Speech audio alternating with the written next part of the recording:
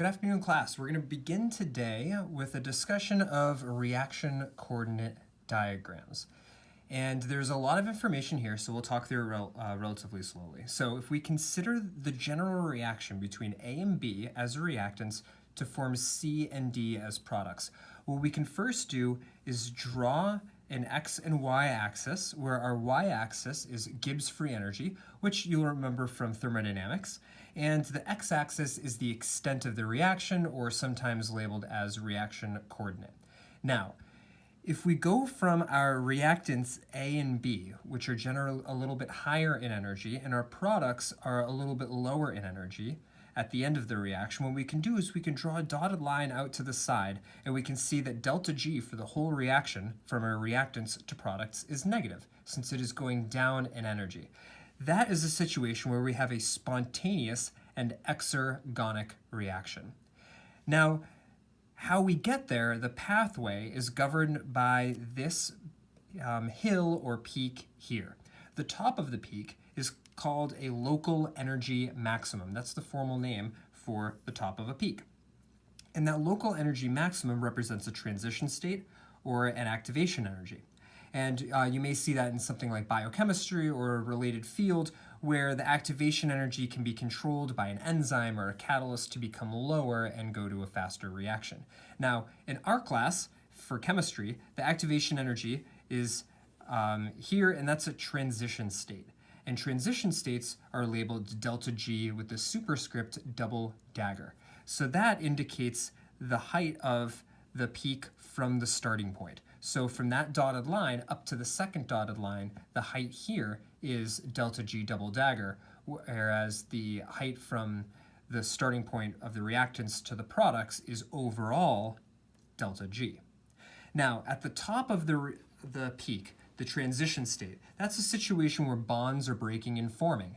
In that case, we don't have anything that's really stable because bonds are not formed and they're not quite broken yet.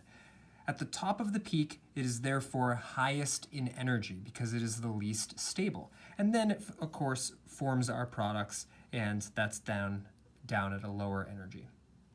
The activation energy, the height of the peak in between our reactants and products, governs the kinetics of the reaction. The higher this is, the slower the reaction. The lower it is, the faster the reaction. Whereas thermodynamics governs something that's spontaneous or not. There are situations where you could calculate a spontaneous reaction from A and B to C with a very high activation energy, where it just is incredibly slow. We're now going to talk about reaction mechanisms in the rate-limiting step. Unimolecular reactions are the reactions of a single species that produces one or more product. So for example, if you have A reacts to form products, the rate law of that reaction would be the rate is equal to K, rate constant, times the concentration of A. There's a superscript 1 here, so this is a first-order reaction. An example of that is C4H8 forming two equivalents of C2H4. The rate is equal to K times the concentration of C4H8. That's a first-order reaction. In a bimolecular reaction, you may have a situation where A and B react to form products, where the rate is dependent on K times the concentrations of A and B, and that's a second-order reaction, or two equivalents of A react to form products where the rate is equal to the rate constant K times the square of our concentration of A. Now, if we look at a more complicated scenario, we can look at a reaction coordinate diagram to talk about the kinetics of a reaction. So for example, if you have two equivalents of HI reacting to form H2 and I2, there might be a certain amount of elementary steps that are taking place that are hidden from the overall reaction. So what we're going to do is talk about a reaction where you have A reacts with B to form intermediate C and D products. So this is a situation where HI is A and B, right? Two things reacting to form one another, and then you get to a C intermediate, and D is our product or products. In this situation, this is a hypothetical reaction coordinate diagram where we have our y-axis is energy and our x-axis is the reaction coordinate. A and B are our reactants, and then we're going to have a C intermediate that's slightly higher in energy. So going from A and B up to C was a positive delta G, and then from C down to D is a negative delta G. And the overall reaction is A and B going down to D, which is a negative delta G, which is technically a spontaneous reaction.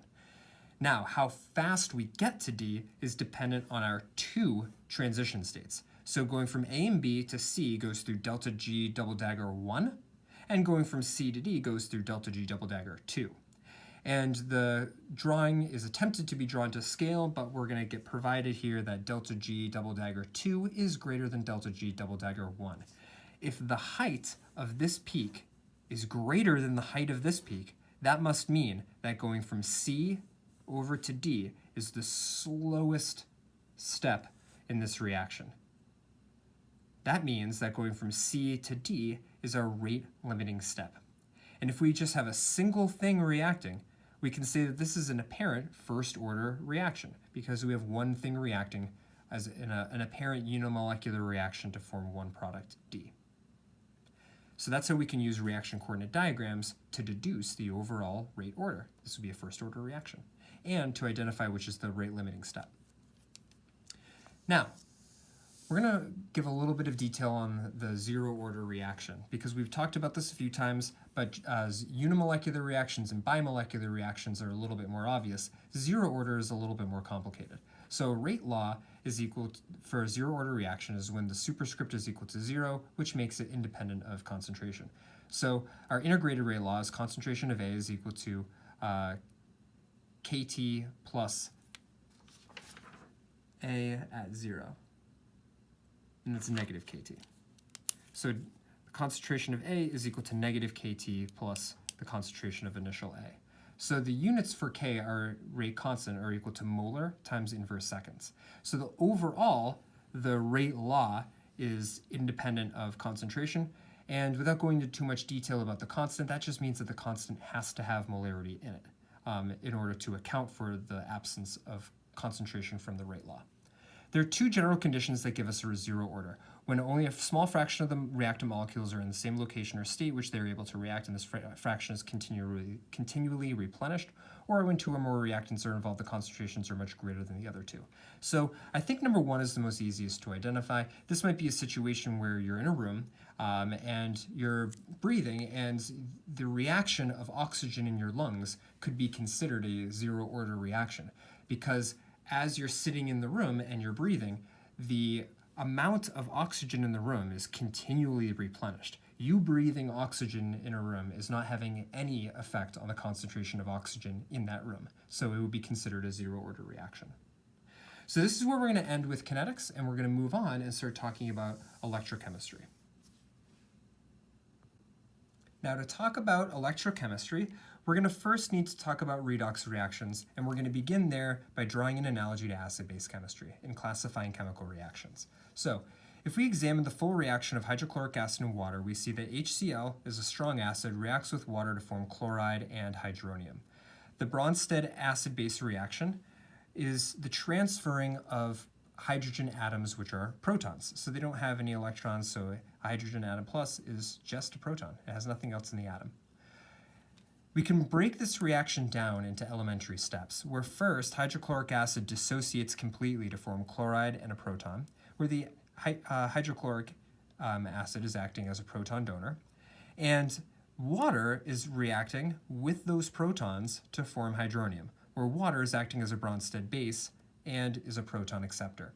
Now, if we have protons in the product of our first elementary step and protons in the reactant of our second elementary step, they end up crossing out. And what we're left with is hydrochloric acid and water as reactants and chloride and hydronium as products. So we would simplify that down and we would get back to our overall reaction where hydrochloric acid reacts with water to form chloride and hydronium. Considering oxidation reduction reactions are very similar in a lot of ways to acid-base chemistry. Here we have a reaction between sodium solid and chlorine gas to form two equivalents of sodium chloride solid. Redox reactions involve the transfer of electrons rather than protons. The reaction can be broken down into elementary steps, but in electrochemistry, when considering redox reactions, those elementary steps are always called half reactions, and half reactions is a term that's unique to electrochemistry for redox. So, two equivalents of sodium, the metal, react to form two equivalents of sodium, the ion, and each one gives up one electron for a total of 2 electrons. Sodium is oxidized. When something is oxidized, the charge on it becomes more positive. Chlorine gas reacts to gain 2 electrons to form 2 equivalents of chloride, in which chloride is being, or chlorine gas is being reduced to form chloride. And something that's being reduced, it becomes more negative. In this situation, for our half reactions, sodium is giving up 2 electrons, chlorine gas is gaining 2 electrons. So we have 2 electrons as a product, 2 electrons as a reactant. They cancel. And what we're left with is 2 equivalents of sodium reacting with chlorine and to form 2 equivalents of sodium chloride. And we bring that up here, and that gets us back to our overall reaction, which is the same. 2 equivalents of sodium reacting with chlorine to make sodium chloride. This is very interesting because sodium solid reacts violently, is explosive in water. Chlorine gas is a chemical warfare agent. It's a chemical weapon. But when the two react together, they form sodium chloride, which is table salt, completely benign and is added to food and 100% ingestible. So what this shows is how important it is for electrons and their movement and the effect that gaining and losing electrons can have on chemical compounds. Now, in order to figure out where electrons are moving to and from in a reaction, we need to be able to identify the oxidation state in the reaction. So in this situation, we had sodium solid reacting with chlorine. Now, here are a few rules. The oxidation state of an atom in its elemental substance is 0. Sodium metal is the elemental form of sodium, and it's a 0 oxidation state. There are some things that exist in nature as bimolecular compounds like chlorine, oxygen, nitrogen. Those are also 0 since they're balanced. This is neon, but it could also be read as helium. But either way, this is a noble gas. Noble gases also have a 0 oxidation state. The oxidation state of a monoatomic ion by itself is equal to the ion's charge. So if you have sodium ion floating around and it's got a positive charge, the oxidation state of that element is 1. If you have an oxygen with a 2- charge floating around, that has an oxidation state of -2. Now, to consider oxidation states for common nonmetals of molecules, you have to first consider all bonds ionic. The more electronegative atoms gain the electrons and become a negative charge. The sum of the oxidation numbers for a compound is equal to its charge. So we're going to get a little bit of experience with this on the next page with some examples. But I just want to focus one more second on sodium.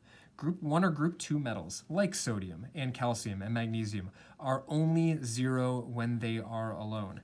The moment you have a metal like this, which is really reactive, forming a compound with something else, it's no longer going to be 0. So for example, if you were to just take sodium chloride and ignore the fact that I added those charges there, sodium chloride must be a salt because sodium is not alone anymore. The only time sodium is 0 is when it's by itself. So over here it must have a charge. Chlorine should be minus and sodium would be plus in order to become isoelectronic to noble gases. So this is an ionic compound. So we're going to get to one example today where we look at H2S, which looks very similar to water. So we're going to figure out what is the oxidation state for sulfur in H2S. And drawn over here to the side is the compound H2S, which has a bent geometry just like water. H2S is very toxic. It looks just like water, and it can go anywhere in the body that water can go, but sulfur is redox active, so it can really do a lot of damage. What we're going to do is first figure out the total valence electron count. Without a periodic table in front of us, we can abbreviate one of the main group where we have boron, carbon, nitrogen, oxygen, fluorine, BCNOF, and sulfur is right below oxygen in the periodic table. And so oxygen is group 6, sulfur also group 6. So it brings with it 6 electrons from the periodic table. Each hydrogen brings 1, and so 6 plus 2 times 1 is equal to 8. That is the 8 electrons that are present in this molecule. That's also the octet that's around sulfur. The more electronegative atom in the compound is sulfur. So what we're going to do is we're going to break, in quotes, the bond, and then we're going to move all of the electrons onto the more electronegative atom, and then check the charge. So let's do that over here, where we have H2S, hydrogen sulfide, and we're going to break the bonds between them. So we just have sulfur and hydrogens floating around in space. Sulfur is the more electronegative atom, so it gets its 2 sets of lone pairs in magenta, and then it's going to get those 2 additional sets of lone pairs of electrons that came from the breaking of the bonds. Now, The sulfur has around it 8 electrons when previously it had 6, so it has 2 more than it's supposed to have, so it's electron rich by 2 electrons, and it has a charge of -2. The hydrogens both now are +1. So these are now monoatomic, and you can consider sulfur to have a -2 oxidation state and each hydrogen to have a +1 oxidation state. So that is the end of this problem, but we are finally gonna check the charge. The charge of the molecule is 0, so the sulfurs plus the 2 hydrogens should equal 0. So we have -2 plus 2 times +1, which is equal to 0, and that is correct. So that's how we figured out the oxidation state of sulfur in H2S.